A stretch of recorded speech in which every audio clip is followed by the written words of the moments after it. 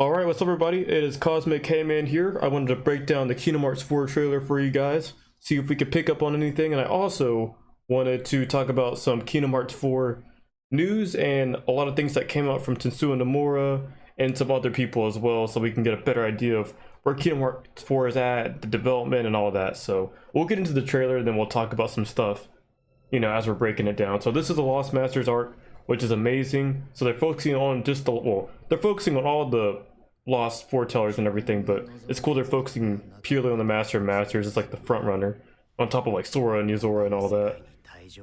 So this is pretty interesting. They say when you leave this world for another, your options are endless, and I think that's the Master of Masters, like using this world as like a subject to try to flesh out darkness and the Kingdom Hearts world.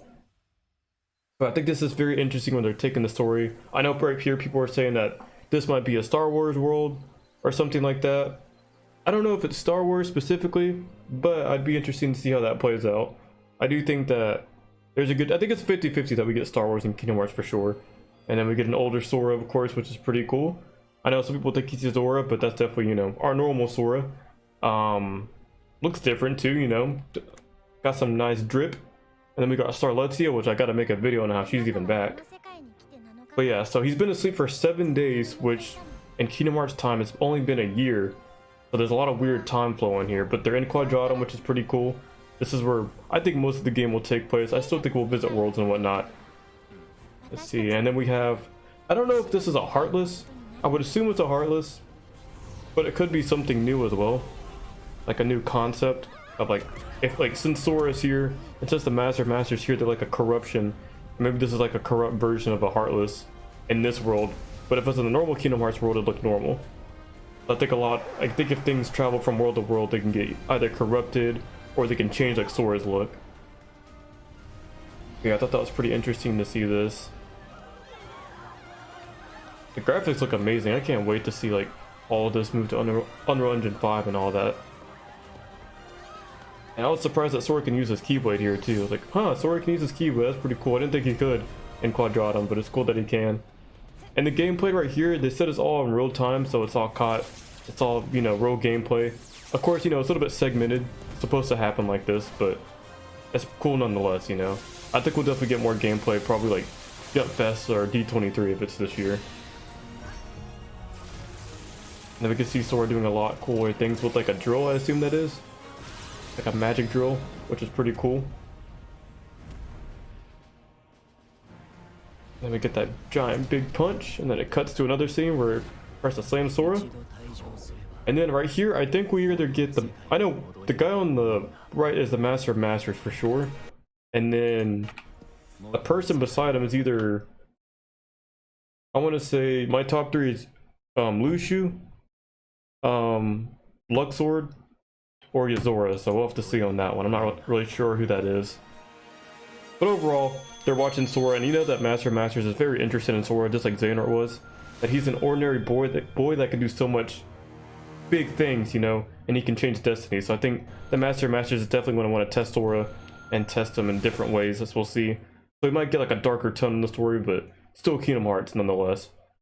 So we got a bit of news, so I guess we'll go back from the beginning, just to get some gameplay going for you guys. So in terms of news, guys, we got some big things.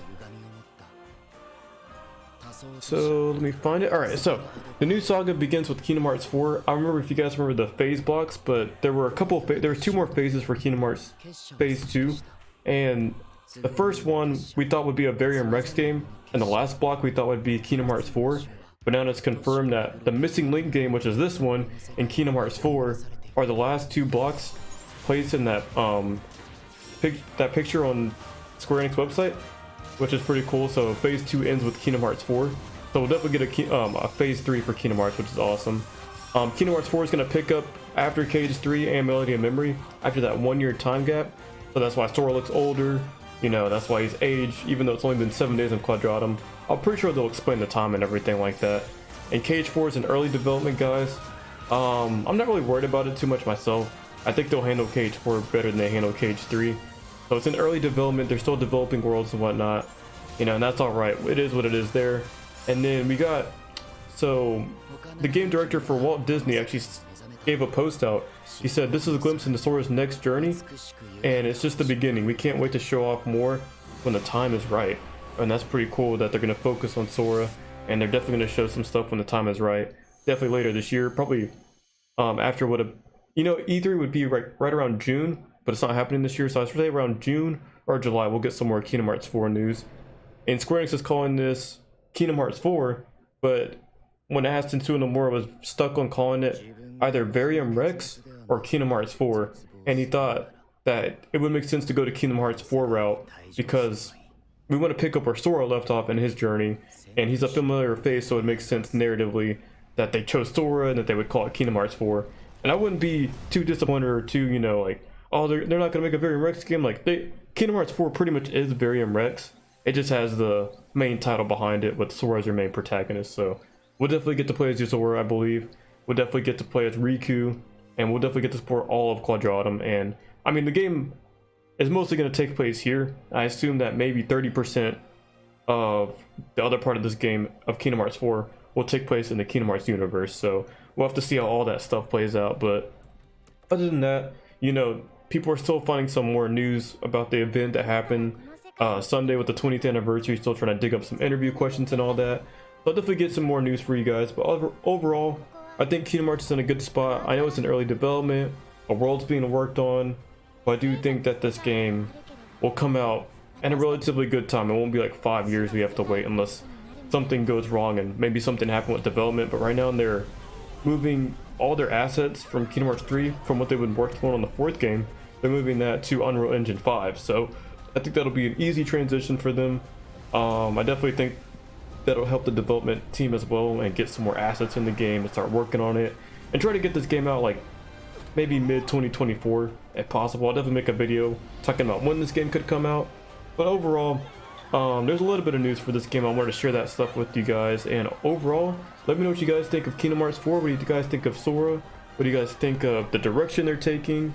And overall, on top of the things that you guys want, let me know what else you want in terms of like characters as well, and like who you guys want to play as outside of Sora being our main protagonist. So with that said, thank you guys for supporting my video. I've reached 500 subscribers, so thank you guys for liking my videos, for sharing them, for commenting. It means a lot, and I will definitely come out with some more news here pretty soon, and I got some theories as well. So we got a lot of Kingdom Hearts to discuss, so stick with me here, and I will see you guys in the next video, and you guys take it easy.